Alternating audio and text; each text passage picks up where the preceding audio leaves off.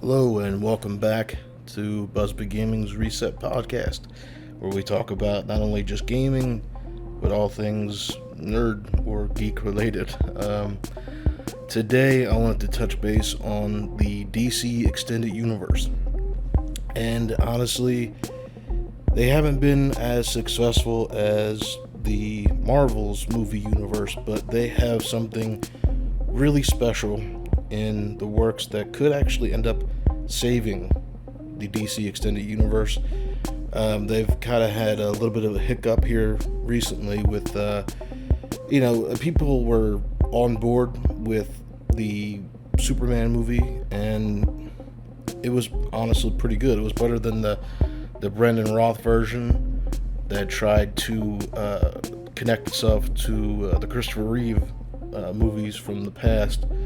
And it was cool to see him show up back in the Crisis on Infinite Earths storyline for the Flash TV show.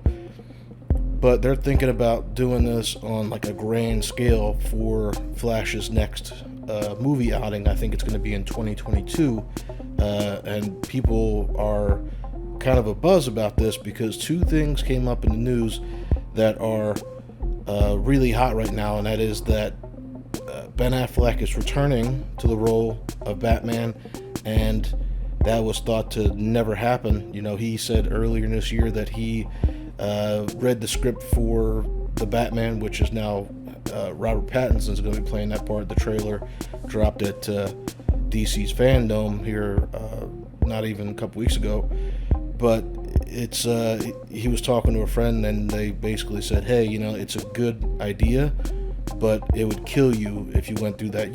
You'd drink yourself to death, is what they this unnamed friend said to Ben Affleck, and Ben Affleck agreed. He's like, you know, I just want to step back from this for health issues, mental issues, and yada yada yada. And basically what he said is that he was done with the role of Batman. So him coming back to do this role is something that, you know, people were kind of, you know, not expecting to happen.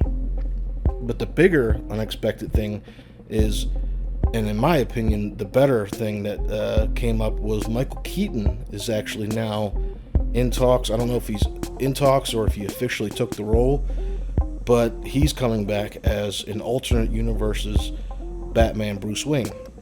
And you've seen this in the Crisis on Infinite Earths with the TV show showing, you know, Kevin Conroy as Bruce Wayne, and he was like really messed up, like he was in an apparatus to even just be able to get up and walk around.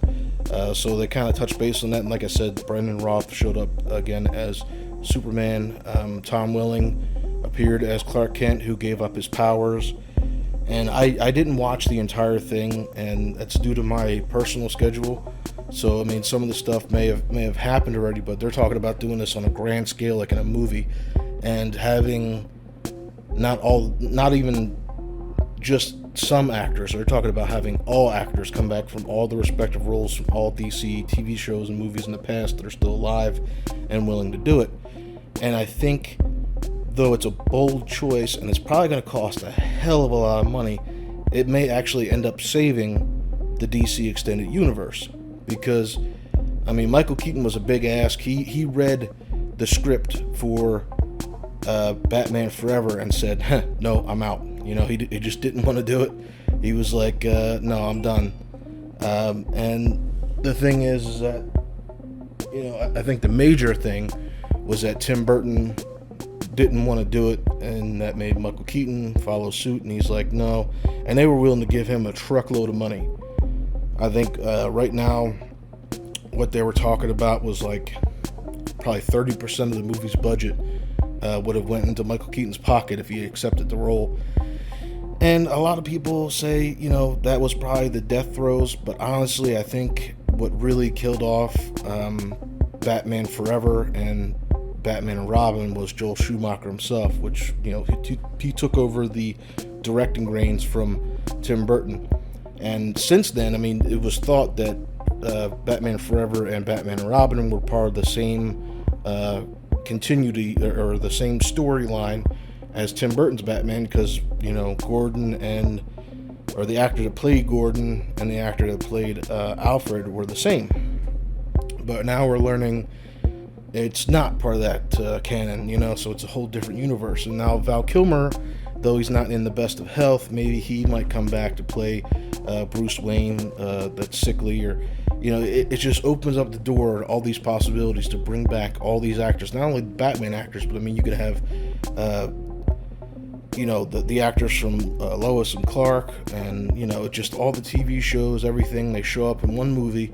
And that kind of makes me wonder, okay, well, if they get all the heroes, okay, they get all the Supermans, all the Batmans, and all the Flashes together from the TV shows, movies, and all that, what about the villains?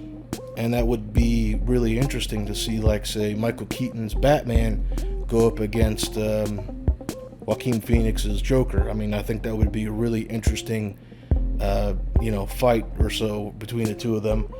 But what would be the driving force? And that's what I've been thinking about is what entity or enemy could all these people be coming together to fight? And the only answer I can come up with right off the top of my head is Darkseid. And now he is considered like a god, and he's ultra powerful, and Superman is basically no match for him. It's like the Justice League in its entirety, in the cartoon anyway, had to outwit him, outsmart him just to beat him. So seeing him on a big screen, and I know he's supposed to be in the Snyder Cut that we're supposed to be getting sometime later this year, but only in a small part or something like that. But it would be really interesting to bring all this together and see all of our favorites from childhood and modern time battle it out. And that would also leave room for, say, the Joker that nobody likes from the Suicide Squad. I can't remember his name off the top of my head, but that was like a waste of a character, in my opinion. And the actor that plays him, I can't remember his fucking name for the life of me right now, but he's not a bad actor. He really isn't. There was one movie that he was in not that long ago that I watched on Hulu called Mr. Nobody, and he played that role really, it was a really awesome movie. And it was like, basically a kid had a choice to make, whether he'd go with his father or go with his mother at this pivotal point in the movie. And it just shows like what his choices would mean for his life in that split second, and it shows like all his different love interests. Like he has two different love interests if he goes with his mother versus two different love interests if he goes with his father. And it just shows everything that this kid is thinking about in that 10 seconds. And it was a really impactful, meaningful movie, but it had a lot of subtext, and there was it kind of left an ambiguous ending, like, is this any of this real, or is this just a kid's imagination running wild? It kind of like left you a little bit like dazed and confused. And it's one of those movies that you watch and you think about it even months or years later. You're like, damn, what the hell did that mean? But yeah, by no means was I gotta look up his name now, but he was never a bad actor in my opinion. I just believe Jared Leto, that's his name, Jared Leto. It took way too fucking long for me to, and I didn't even have to look it up. It just popped in my mind. But he's not a bad actor by any means. And though I think his Joker was, kind of weirdly played, it was still good. It just, certain parts of it just like kind of made you wince or cringe. And it was an interesting choice to have them all tattooed up and give them like a grill, and they kind of tried a little too hard to modernize them, and they made him look like a failed rapper. Like if Riff Raff wanted to become a villain, that's what the Joker from the Suicide Squad would have been. And honestly, I don't think he did horribly. Like I said, he's not that bad of an actor. It was more of a writing problem, I think. And the whole movie, the Suicide Squad movie as a whole, was not on par with what it should have been. They rushed through narrative, explaining people's backstory, instead of just giving them like another 5-10 minutes apiece, to explain their situations, their mindset, what their goals were. Would have been better, but instead they just went through this like text screen, and Amanda Waller named off all the details. It just was like sloppy, It seemed like it was just a movie they threw in there as filler. And that's kind of like what we got with Batman vs. Superman and the Justice League. They kind of just saw what Marvel was doing, and they wanted to emulate that and try and cash in and make a big payday. And now they're realizing, oh, wait, well, we didn't give you guys anything to invest in these characters other than you're maybe fans of them from the comic books or the TV shows. And they rushed into it. I mean, you barely had, what was it, 2-3 movies, and then they did a mashup of all the characters, maybe 4 if you want to count Wonder Woman. And I think it's cool that they're now going back to these characters, like with Wonder Woman 1984 coming out next year. They're kind of, and I think even Aquaman's still getting a movie, but all these people that are playing these roles are still invested in it. That they still want to, they're signed under contract, so they want to do something interesting with them. And I think that, if they could pull it off right, they could save the DC Extended Universe. They really could with this idea that they're brewing up now. The Flash movie was initially supposed to come out this year, but the guy who plays Flash, I think his name's like Ezra Miller or something like that.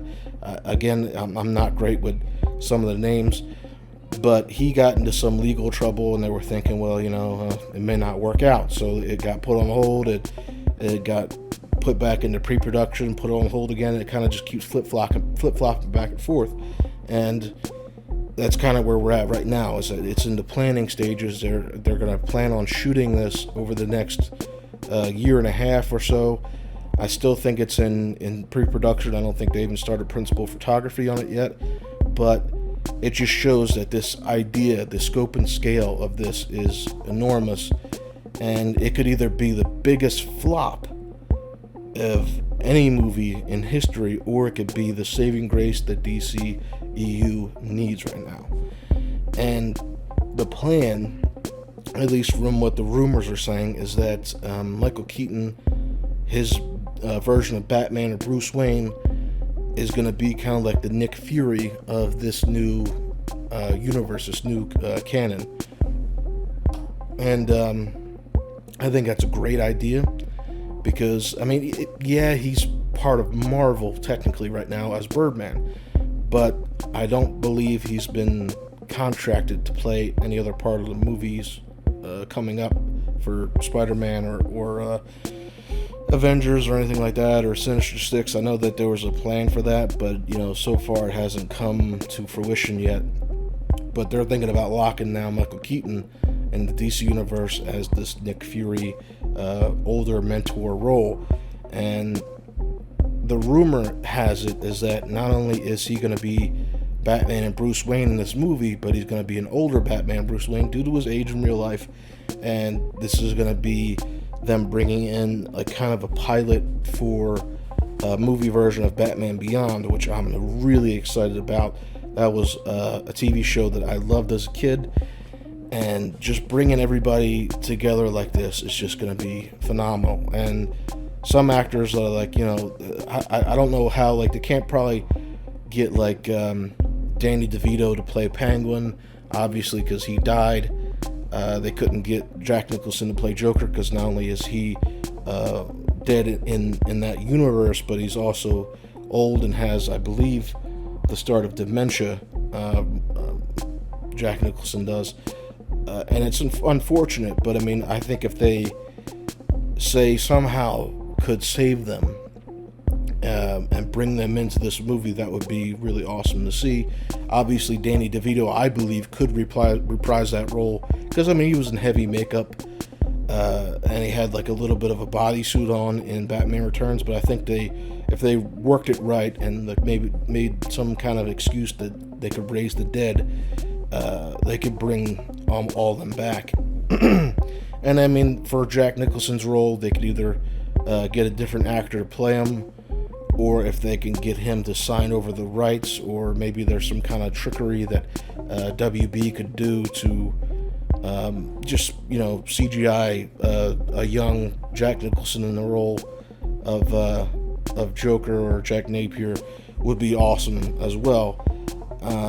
But I can picture it in my mind, it being a great, awesome movie to bring everybody back together and get everything all started. And I know I said that already, but it's like that's the only way I can see this happening, is that either A, Darkseid comes and starts wrecking shit and he's destroying all these different worlds, or if like somehow the Sinister Six opens up like a dimension and starts going back and killing these heroes and these alternate. I don't know how they're gonna do it, but I could see it being either a very big success and getting DC off of their heels and back into the forefront of the movies here, but I could also see it being a huge disaster. But I don't know how it could be. I mean, they really have to mess up the writing for it to be a disaster. And people are kind of wondering how Michael Keaton can flip-flop. I mean, Ryan Reynolds flip-flopped. He went from Marvel to DC, then back to Marvel when he did Wade Wilson before he was Deadpool. Then he went and did the cringe-inducing Green Lantern movie. He played Hal Jordan. Then he came back and played Wade Wilson and Deadpool in the movie Deadpool, and that was a huge success for him. So I don't believe that there's any contractual obligation that once you're in with one comic book company like Marvel, Disney, that you can't go back and work on a DC movie. I don't think it's gonna really affect anything, but I mean, it could possibly be a little weird that we see Michael Keaton, let's say, star in a Nick Fury type role, and then he has to play Birdman in an upcoming Marvel movie. I mean, it'd be kind of weird to see him in two different comic book movies like within the same year or 24 months apart. It would be a little strange, but I really, what I would like to see, and I have the 4-part comic book series, even though this is a dream of mine and I never expected to happen. I never expected to happen on comic books, let alone in the movies or a TV show. But it would be cool to see like an Avengers/Justice League movie. And I haven't read the comics in a long time, but I mean, it was really cool. Like even the last issue showed Superman picking up Cap's shield and Mjolnir, and he was like, he used that to defeat some bad guy. I mean, it was really cool. Like they were at odds at first. Obviously, you can't have them just, oh yeah, well you're in our universe, you're our buddies now, and but they unite together to take out an evil, and that's kind of really what I guess what they're planning on doing with this. And it's like it goes to show that maybe there's characters that we haven't even seen yet, and that is like if they're doing like a Flashpoint kind of thing, which is what this new movie is going to be kind of based off, I guess. What they're going to be doing is like maybe Jeffrey Dean Morgan is going to come back and play Thomas Wayne and be that Flashpoint version of Batman that we haven't seen on screen yet. And of course that means that Martha Wayne is going to end up playing the Joker, or a version of the Joker, maybe in this movie. And of course, because in that version where Thomas Wayne is Batman and Martha Wayne is the Joker, Bruce Wayne is killed in the alley, driving his father insane and making him become a ruthless vigilante that straight up kills people. And his mom loses her shit and slits her mouth open and kidnaps and kills children because she completely lost it watching her son die in an alley. So it's just really crazy that all this could be coming to a screen. I don't know how they can fit it all into even a 2-3 hour movie. I don't see how all these characters could have justified screen time.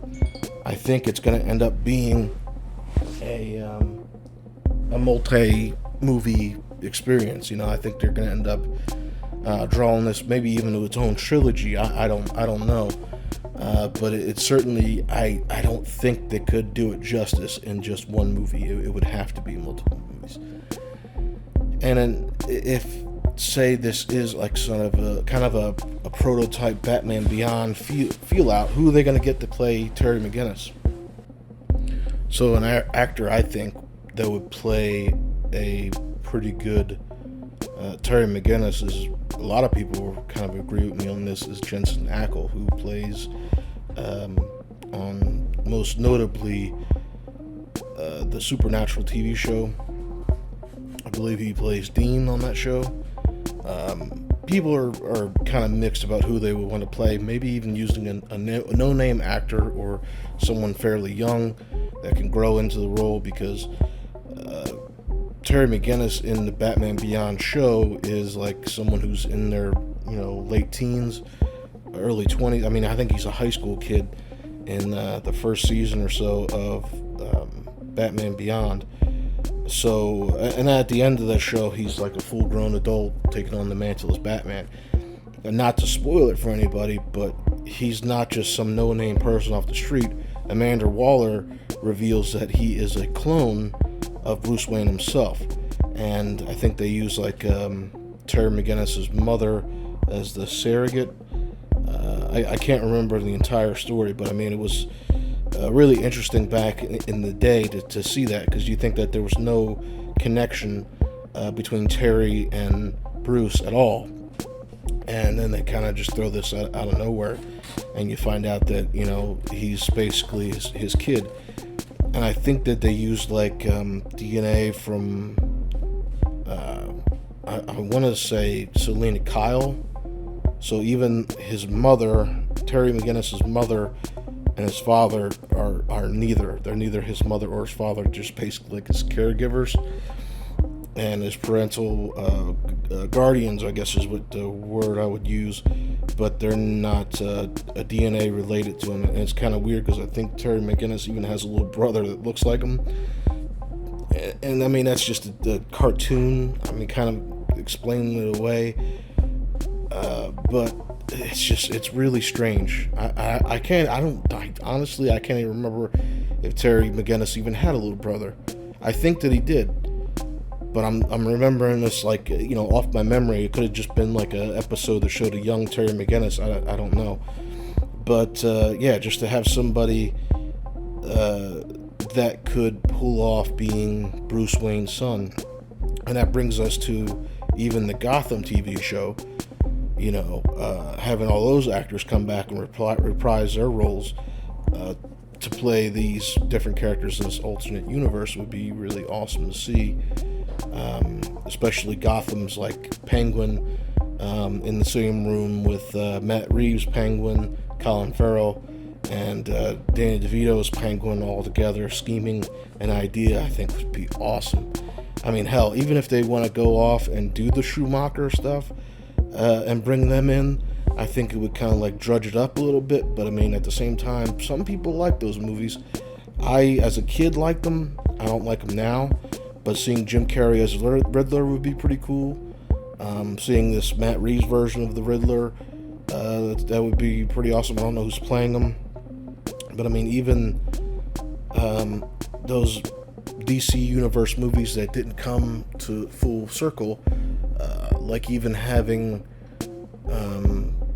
Nick Cage showing up as Clark Kent for his canceled Superman movie. Even if he just shows up as a Clark Kent, he doesn't have to even be Superman. I think that would be pretty cool. But Dean Cain, I don't know the shape he's in, but seeing him come back and play Clark Kent would be pretty awesome. And even Terry Hatcher coming back to play Lois. Smallville, all them characters coming together like that would be basically fan service the movie. I mean, there's even diehard DC fans love some of these iterations of characters, and putting them all in a movie would be stellar. I couldn't see how it could fail, but there's some things I'm like, well, yeah, if they use the Schumacher characters and throw them in there, I don't think there is any amount of money that you could pay Tommy Lee Jones to come back, even though he dies, and like the other characters, Jack Nicholson's Joker and Danny DeVito's Penguin. Well, like I said, if there's a way to bring everybody back, even if you threw a truckload of money at Tommy Lee Jones, I don't think you'll ever see him in that get up again. It would be really cool to see Billy D. Williams play Harvey Dent. I think that we got kind of robbed as fans for him not being Harvey Dent / Two-Face in a movie that set it up in the original 1989 Batman, and it just never came full circle. I think that is something that would be really cool to explore. And I'm willing to bet you would probably get an easier time to get Billy D. Williams to play Two-Face than you would Tommy Lee Jones, but you never know. I mean, it might be surprising if they have the role down right and he's not a cartoon character brought to real life. I know it's kind of ironic saying that because some of these characters were cartoon characters, but anyway, like, they were over the top goofy in the Schumacher movies. Like, they really hit like realistic dark gothic tones with Batman and Batman Returns with Tim Burton helming it. But it's amazing that even that first movie, the 1989 Batman, was as successful as it was because everybody had their dirty little hands in that movie. I mean, the entire ending of that movie with them fighting it out in the church and going all the way up to the top and, fighting it out on the roof, all that was like improvised in, or not improvised in, but it was like written in last minute because like some producer went to a play with Jack Nicholson and they basically just were like, hey, this would be really cool for Batman and Joker to have this awesome fight reminiscent of this gothic play that we went to go see out of nowhere. And it's just like the studio was constantly changing things, so the miracle that the 1989 Batman movie is as good as it is and was. I mean, it's aged not that great. I mean, I can still watch it because it was my first. Michael Keaton was my first Batman. It came out. I was a year old in 1999 or 1989. I was 1 year old, and I told this story before. I was introduced to it as a child, and I ended up watching it at my grandmother's house, and then they ended up taking me to see Batman Returns in the theater, and it was just, it blew me away, and I've been in love with the character ever since. And then, being as big a fan as I was, and I was so excited to see Batman Forever, and I went to see it, and I was just like crushed with disappointment. I was like, even as a little kid, I was like, what the hell was that? Not even like, all right, so Chris O'Donnell has made a recovery beyond a recovery. Like, it just, that movie literally could have crushed his entire career. And honestly, I think it stalled it a little bit, but ultimately he came back. He's a show or a star on the NCIS, one of their offshoot shows, and he's a great actor in his own right. And it just, I think him playing Robin kind of tarnished his career just a little bit. I mean, it obviously didn't derail it completely. He's still, doing TV shows and things. But even bringing him back, I think that's going to be a huge ask. You're damn sure not going to get George Clooney. And if you do, you're going to be paying a lot of money. Alicia Silverstone, you might be able to. Are you going to get Arnold Schwarzenegger to come back and play Mr. Freeze? Is he going to be a good guy? Is he going to be a villain? All these questions are like swimming around in my mind from reading an article saying that they're trying to do this multi-worlds come together, multi-universes come together and fight a common evil. And they just toss the idea out there of what are they going to do about the villains. And it's like, I don't think that you could bring all those heroes in and not bring the villains. And I don't know. I think that they're going to have, like, especially Val Kilmer. I mean, God bless him, but I really think he's probably going to be too sick to carry on the role of even Bruce Wayne. I said earlier it'd be cool just to have him come back, because even Kevin Conroy came back, and he's just been the voice of Batman in the cartoons and video games and things like that. But the really exciting part for me, anyway, is that what if they get Mark Hamill to come in and finally be a physical embodiment of the Joker? He's played the voice. He's been the Joker most of my life. I fell in love with him as the Joker in the TV show. I didn't even know Mark Hamill played the voice of Joker for years. I had no idea.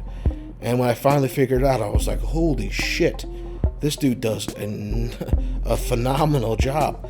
I had no idea. Like, I was like, Luke Skywalker is playing the voice of the Joker. I never would have guessed that in a million years.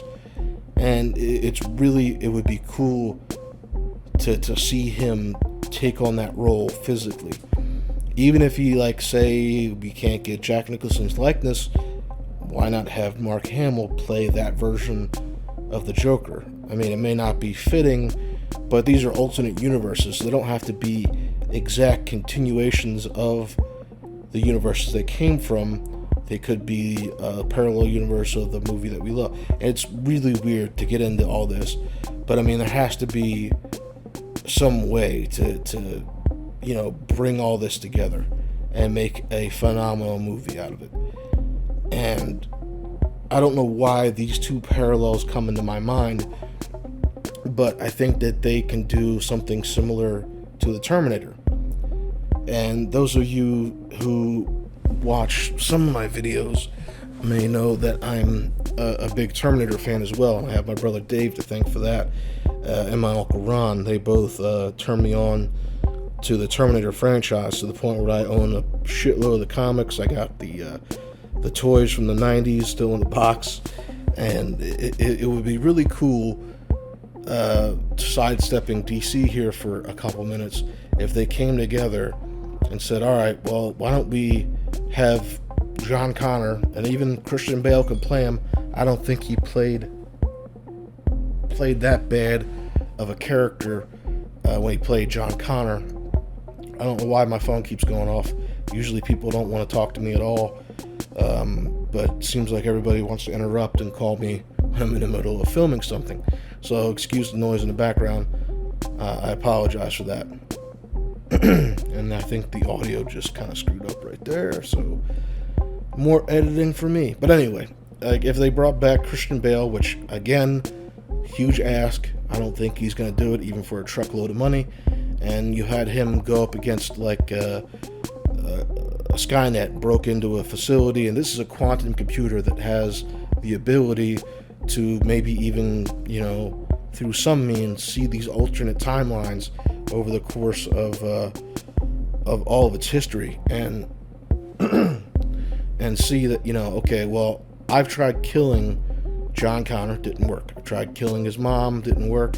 And maybe some of these timelines he succeeded, like in Dark Fate, which is a really crappy Terminator movie, and it's not because it was female led, so don't give me that bullshit. I love Sarah Connor, but even she took a side seat in this movie, and I think they could have really stayed from the hate if they would have just kept Eddie Furlong alive in this movie and had him actually play a part.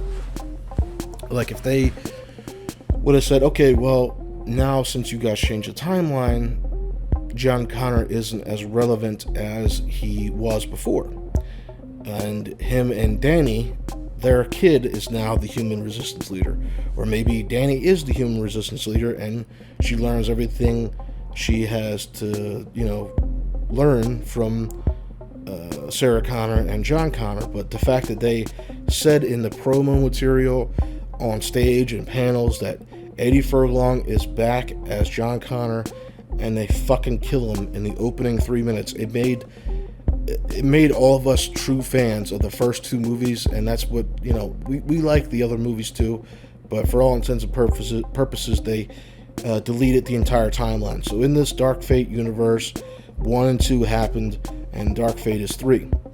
So it made it seem like, Sarah surviving all the shit she did, Kyle sacrificing himself, John growing up, going through all the events of Terminator 2, never had any significance. He ended up just dying on a beach in Guatemala. It's really shitty to do that to fans. So that would have been the first thing I would say, is that John Connor's not dead. Somehow rewrite him in or whatever. But like I said, we have John Connor as an adult. Christian Bale could play him. Huge ask. Probably not going to be into it. But if by some miracle you got him back, he comes face to face with a physical embodiment of Skynet. And Skynet, being a quantum computer, says, hey, okay, I try killing you. Sometimes I succeed. Sometimes I don't. You try killing me. Sometimes you succeed. Sometimes you don't. Let's do something that neither one of us has ever done before and work together. And the story would be them going through all these alternate timelines and grabbing up heroes and going to 1997 and stopping them from turning off Skynet in a panic, because that's what leads to Skynet fighting back and sending the missiles to attack humanity in the first place. And I know a lot of people are going to say, well, what would the villain be? The villain, I mean, any operating system has a backup. And you could have Skynet, once it, downloads itself into a human body, and we can have Arnold Schwarzenegger come back again, whatever. It downloads its consciousness into a Terminator and goes back in time with John Connor. And a backup of Skynet, a more aggressive, less evolved version, takes its place because it has to fill the void. If you crash your operating system, you reboot and reinstall an operating system and you keep on going. So Skynet would be the same. Skynet would download, an older, more aggressive version would take over, realize what's going on, and send back not just one or two Terminators. It would send back like an entire fleet of these guys. So you'd have to have multiple actors. I don't know why Skynet would be so meticulous that it would send back Arnold Schwarzenegger 7 times, or the Model 101 in that universe, because it's just, problematic, first off, because it caused so much problem. That skin type 101 caused so much problem with, blowing up shooting up a police station, killing multiple police. And then a couple years later, when the Resistance reprogrammed the model, sent it back, it shot up police again and blew up a helicopter, destroyed a building, got in a firefight. It's like that model is like red hot. Sending it back is just asking for trouble. So there would have to be multiple different models of T-800. Just keep the liquid metal Terminators out of it. They tried every fucking movie to recapture the lightning in a bottle that was Terminator 2, and it failed. That's instead of going off and doing its own fucking thing, doing its own story, they try and remake T2 every fucking movie, and it's not going to work, guys. Stop it. It was a prototype Terminator. That was the only one in existence. It got destroyed. It's done. It's over with. No more liquid metal Terminators. You're fucking up the franchise. Every time you send back another liquid metal Terminator, all you're doing is trying to emulate 2. Stop it. Just do this multiple universe shit where they go back, get all these heroes, and they try and go back, and they know they're going to come up against insurmountable odds. Not only on the human side, because you're breaking into a base and trying to, stop a prototype AI that's probably worth billions or millions of dollars or whatever. So they have insurmountable odds there, and then this aggressive version of Skynet sends a shitload of Terminators to stop them because it doesn't know what its plan is. It thinks itself is under attack. So, you got this big battle between all the heroes and reprogrammed Terminators throughout the entire different timelines of the Terminator.